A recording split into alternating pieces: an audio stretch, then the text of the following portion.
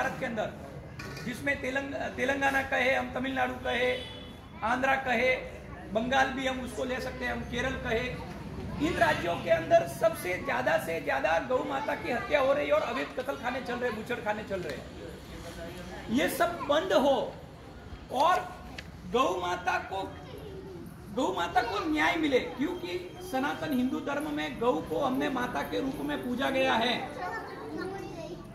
युगा तुलसी foundation के अध्यक्ष श्री के शिव कुमार जी, जो तिरुपति मंदिर के सदस्य भी हैं, जिनके द्वारा 1 साल से बहुत ही अच्छा पूरे तेलंगाना के अंदर गौ माता को बचाने के लिए, गौ माता को राष्ट्र माता के पद पर विराजित करने के लिए अवैध कत्ल खाने बंद हो, उस संकल्प को 1 साल से इस कार्य में वो लगे हुए हैं।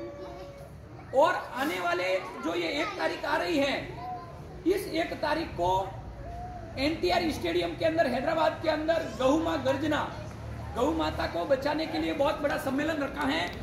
इस सम्मेलन के अंदर पूरे भारत देश से साधु संत, गौ भक्त हम कहे, महंत कहे, संत कहे, और जो हिंदू प्रेमी, जो जनता कहे, गौ भक्त प्रेमी कहे, गौ रक्षक कहे, गौ सेवक कहे, सब लोग इस गौ मां गर्जना सम्मेलन के अंदर आ रहे हैं। और आज मैं समस्त विष्णु समाज, जो राजस्थानी विष्णु समाज के गौ भक्त यहाँ पधारे हैं, आप सब लोगों को गौ माता को न्याय दिलाने के लिए आपको निमंत्रण देने के लिए मैं आया हूँ।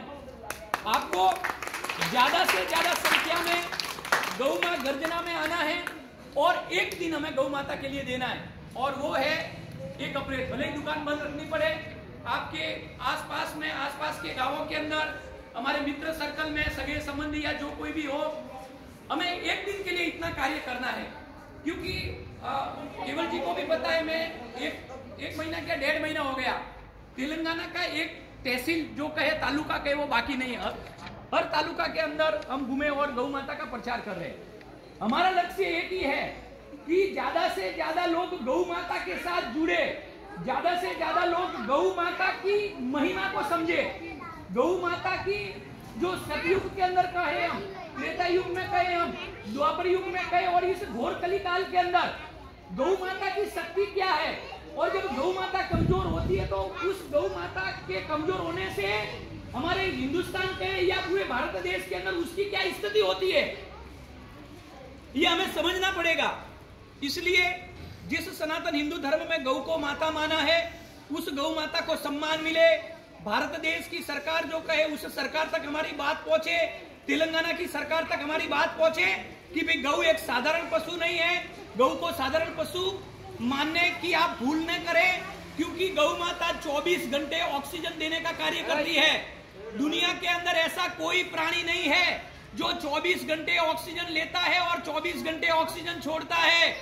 और गौ माता के शरीर से, रोम रोम से ऑक्सीजन का प्रवाह निकलता है। कोई भी यदि दुखी व्यक्ति कितना भी संकट के अंदर है, घर की परिस्थिति खराब है, उसके दिमाग के अंदर नेगेटिव विचार चल रहे हैं, यदि उस नेगेटिव विचार को भी यदि बदलने की जो क्षमता कहे, यदि वो 10 मिनट गौ माता के पास में बैठ जाता है, तो उसके शरीर के अंदर एक उत्साह का वातावरण कहे, अच्छे जो विचार कहे, वो पॉजिटिव जो विचार कहे, वो पॉजिटिव विचार उसके मन के अंदर आने चालू हो जाते हैं। बोलिए गौ माता की जय हो। इसलिए भारत देश के अंदर कभी भी परिवार के अंदर झगड़े नहीं होते थे, कभी भी परिवार के अंदर मन दुख या छोटे जो कहे बड़ों का आदर करते थे, कभी भी अनादर नहीं करते थे। उसका ये कारण था कि हर घर के अंदर गौ माता थी, और जिस घर के अंदर गौ माता रहती थी, उस घर के अंदर परिवार के हर व्यक्ति के अंदर एक सात्विक भाव रहते थे, एक सात्विक विचार रहते थे, और एक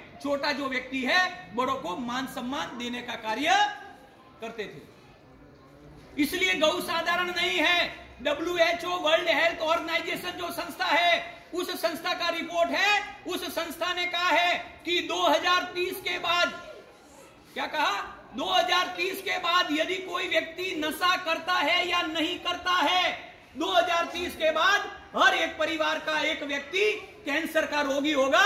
इस प्रकार का WHO ने अभी से उसकी भविष्यवाणी कर दी है। आप कहेंगे कि महाराज जी 10 साल के बाद कोई बीड़ी, गुटखा, तंबाकू या किसी प्रकार का नशा नहीं करता है, फिर भी उसको कैंसर कैसे होगा? तो उन्होंने कहा कि कैंसर होने के 2-3 कारण उन्होंने बताए। उन्होंने कहा कि उसका मुख्य कारण है प्लास्टिक की थैली। उन्होंने कहा दूसरा जो मुख्य कारण है ये जो दूध है, और उन्होंने तीसरा जो मुख्य कारण बताया, सुबह से लगाकर शाम तक हम जितना अन्न खाते हैं, हम साग भाजी खाते हैं, हम फल खाते हैं, या जो भी हम अन्न खाते हैं, सब के अंदर केमिकल आता है। सब के ऊपर जो फल फ्रूट या कहेंगे उनके ऊपर कीटनाशक दवाई आती है, और सब के अंदर केमिकल आता है। आपको पता है दूध की उम्र 4 घंटे से ज्यादा नहीं है। जिसकी उम्र 4 घंटे से ज्यादा नहीं है उसको 2-2 दिन तक उसको फ्रिज के अंदर रखा जाता है और फिर वापस हमको पिलाया जाता है। विचार करो आप, जो चीज मर गई है और उसको हम जब उपयोग में लेते हैं तो समझ लेना वो हमारे शरीर के अंदर क्या फायदा करती है। 4 घंटे के बाद दूध खराब हो जाएगा। लेकिन क्या करते हैं हम, कोई आदमी मरीज व्यक्ति है ना, मरने के कगार पे, तो उसको वेंटिलेटर पे लगाया जाता है। बोले ये जीवित है, जब तक वेंटिलेटर है ऑक्सीजन पे रखा जाता है तब तक जीवित है, ऑक्सीजन निकाल दिया मर गया। इसलिए गौ साधारण नहीं है। मैंने कहा अब आप कहेंगे कि साग भाजी के अंदर क्या है, आज जितनी भी फल साग भाजी उगाता है उसके ऊपर कीटाणुओं को मारने के लिए दवाई छिड़की जाती है उसके ऊपर। वो कीटाणु तो मरते होंगे तो मरेंगे, लेकिन इतना केमिकल उसके ऊपर आता है कि हम जब अन्न के द्वारा जो खा रहे हैं वो केमिकल हमारे शरीर के अंदर जा रहा है और वो कैंसर के रोग को निकालने का कार्य कर रहा है। दूसरा, हम जो दूध की परिभाषा कहते हैं, दूध का अर्थ होता है गौ माता का दूध। आज जो जर्सी रूपी जिसके ऊपर कूंद नहीं होती है, वो जर्सी भूंड में से, भड़ूरे में से तैयार की हुई जाती है, वो गाय नहीं है। कभी भी उसको गाय समझने की भूल नहीं करना। आज उसका दूध पी रहे हम, बोले गाय का दूध, वो गाय का दूध नहीं है, क्योंकि वो 24 घंटे रोगी रहता है, बीमार रहता है वो।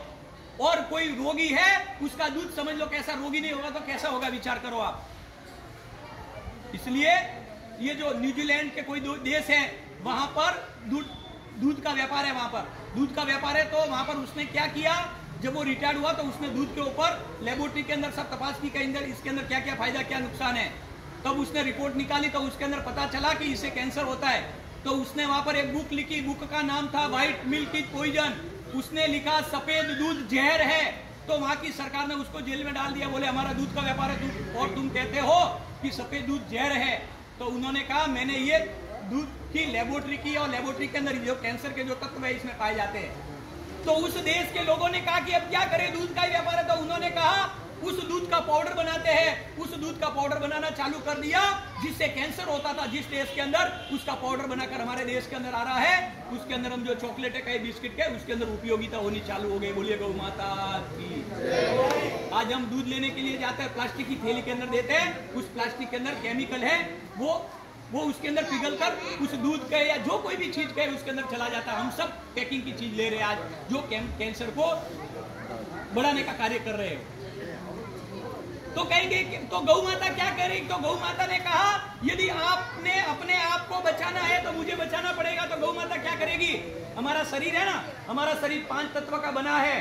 ये पूरा ब्रह्मांड भी 5 तत्व का है। और ब्रह्मा जी ने कहा गौ माता के यहाँ पर ये कलश है, इस कलश के अंदर 5 तत्व है।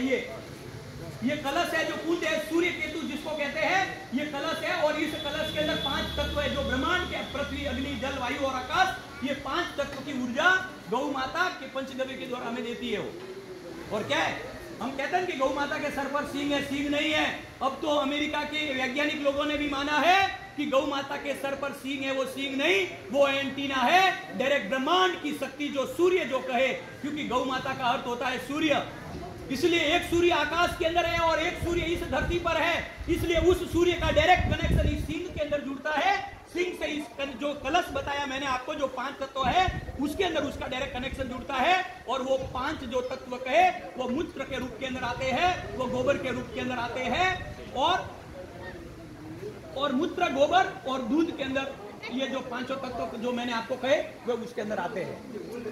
इसलिए हमारा शरीर भी 5 तत्व का है। हमारे शरीर में पृथ्वी, अग्नि है, जल है, वायु है, आकाश है। हमारे शरीर के अंदर 70% जल का प्रमाण है। यदि हम चाहते हैं कि कभी बूढ़ापा नजदीक नहीं आए, 100 साल तक कभी डॉक्टर के पास नहीं जाना है, जो व्यक्ति हमारे शरीर के अंदर जल तत्व के अंदर कोई कीटाणु है या बीमारी है, सुबह उठकर यदि प्रतिदिन 2 चम्मच भी यदि गौ माता का मूत्र सुबह और शाम पीना चालू कर दे, मुझे लगता है उसको 100 साल तक कभी डॉक्टर के पास जाने की जरूरत नहीं पड़ेगी। बोलिए गौ माता की जय हो। हमारे शरीर के अंदर जो जल तत्व है, उस जल तत्व को शुद्धिकरण का कार्य करने का कार्य गौ माता का मूत्र करता है। इसके लिए गौ माता को हमें बचाना पड़ेगा आने वाले समय के अंदर, यदि हमारे बीमारियों से हमें लड़ना है तो।